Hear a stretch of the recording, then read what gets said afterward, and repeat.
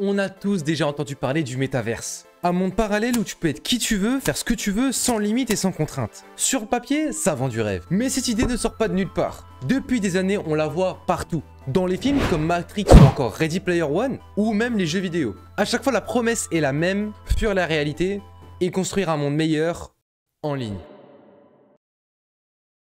Sauf qu'entre le rêve et la réalité, il y a un énorme écart. Et aujourd'hui, on se pose vraiment la question si le métaverse sera possible un jour. D'ailleurs, pourquoi ce rêve me fascine autant et pourquoi il semble déjà s'effondrer? Bon, déjà, c'est quoi le métaverse? Pour vous remettre dans le contexte, en 2021, Mark Zuckerberg a renommé Facebook en Meta, dans le seul but d'un grand projet, créer un monde virtuel sous nommant le métaverse. Et pas n'importe quel monde, un monde où tout serait possible. Un monde dans lequel vous pourrez créer votre avatar, vous balader dans des espaces 3D, rencontrer des gens du monde entier, assister à des concerts, des réunions, encore même acheter des vêtements ou des terrains virtuels. Meta veut que ce soit le prochain internet, qu'au lieu que vous scrollez sur votre téléphone, vous enfilez un casque de réalité virtuelle et vous plongez dans ce monde-là. Déjà là, on peut voir pas mal de promesses. Mais quand on regarde sous le capot, la technologie nécessaire pour ce rêve-là n'est pas encore atteinte. Parlons d'abord de la puissance informatique, et ne vous inquiétez pas, je ne parlerai pas chinois. Créer un monde en 3D où des millions de personnes interagissent en temps réel demande une puissance de calcul colossale, des serveurs ultra performants et des infrastructures ultra solides. Aujourd'hui, même avec les meilleures machines, on est tout de même confronté à des graphismes plutôt simplifiés, des environnements parfois vides et des expériences plutôt limitées.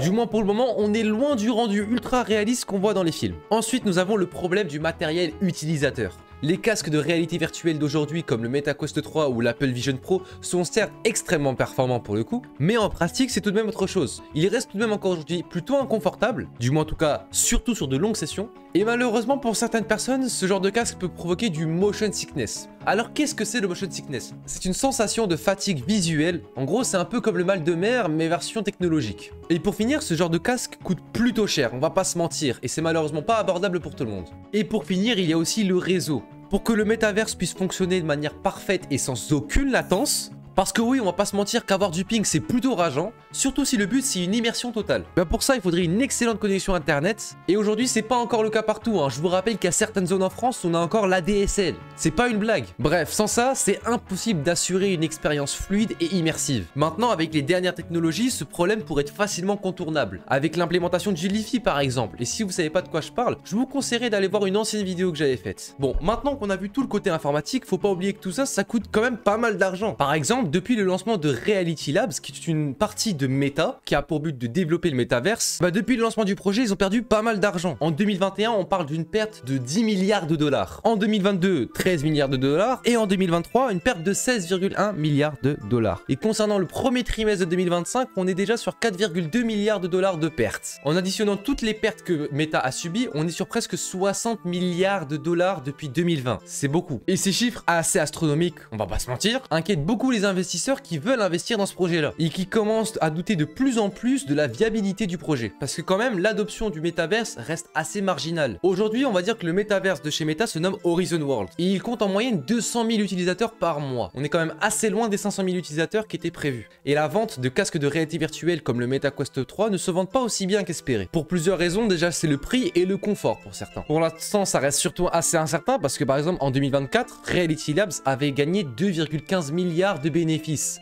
Le problème c'est que derrière il y avait 17 milliards de dollars de pertes. Et la tentative de vendre des terrains virtuels ou alors des panneaux publicitaires dans la réalité virtuelle, c'est pas assez efficace. D'ailleurs face à toutes ces difficultés là, Mark Zuckerberg a vite revu la stratégie de Meta en voulant concentrer son entreprise vers l'intelligence artificielle. Donc mettant maintenant le métaverse en deuxième priorité de l'entreprise. Et ce qui a d'ailleurs malheureusement, ça fait beaucoup de malheureusement pour une séquence, donnant lieu à du licenciement chez les Reality Labs. Et même si la technologie évoluerait, il reste tout de même un problème qu'on aurait du mal à résoudre. L'humain. Bah oui, parce que je vous rappelle qu'on n'est pas parfait. Le métaverse promet de rassembler les gens, d'accord, de créer du lien. Mais en réalité, ça risque d'amplifier pas mal de problèmes qu'on a déjà. D'abord, il y a la question de l'isolement social. On nous vend le métaverse comme un moyen de sociabiliser, mais il y a certaines personnes qui vont l'utiliser pour s'enfermer. Passer des heures seul derrière un casque VR et au final revenir dans la réalité, c'est un changement plutôt radical. Ensuite, nous avons l'harcèlement et la toxicité. Sûr en fait, c'était sûr.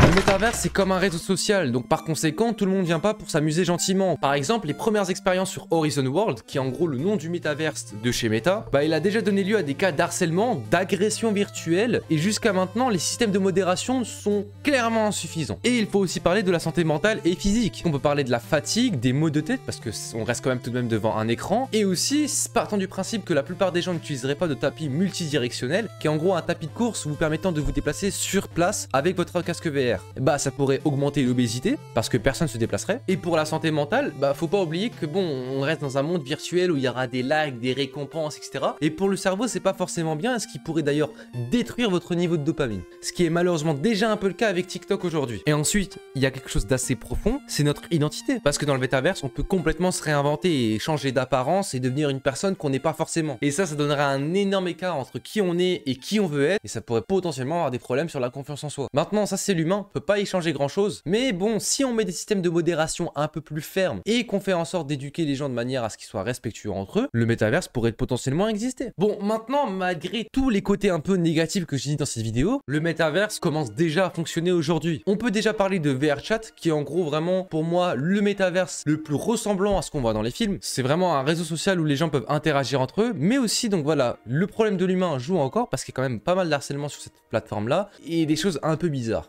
Maintenant, avec les systèmes de filtres présents dans l'application, ça va encore. On peut parler aussi de Fortnite, d'accord? Parce qu'aujourd'hui, avec tout ce qui est Lego Fortnite, le Battle Royale, le mode concert, tout ce genre de choses fait de Fortnite un espace social qui laisse des portes vers d'autres univers, ce qui est déjà un début pour le métaverse. Et encore, on peut finir avec Roblox, qui est pas vraiment un métaverse, mais c'est vraiment une application qui permet de regrouper plusieurs milliers de mondes, et je pense même peut-être des millions. Et pour le coup, ça fonctionne plutôt bien parce qu'il y a des millions de jeunes aujourd'hui, vraiment de gens qui vont sur Roblox tous les jours. Je pense personnellement que si on fusionne ces trois éléments-là, on pourrait facilement atteindre le métaverse qu'on nous promet. En tout cas, malgré les échecs, les pertes et les critiques, le métaverse n'est toujours pas condamné, ce serait beaucoup trop simple. Aujourd'hui, ça paraît comme un projet complètement impossible et inutile. Depuis ces dernières années, la technologie évolue à très grande vitesse et je pense que la porte vers le métaverse n'est pas complètement fermée.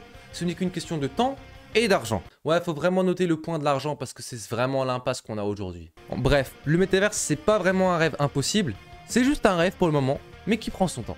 Voilà les amis, j'espère que cette vidéo vous aura plu et que vous aura fait plaisir. Dites-moi ce que vous en avez pensé en commentaire. Est-ce que vous êtes pour ou contre que le métaverse voie le jour? Sur ce les amis, n'hésitez pas à vous abonner, liker, partager la vidéo, ça fait toujours plaisir. Et n'hésitez pas à vous abonner à mon TikTok, mon Instagram et mon Twitch, ça fait toujours plaisir.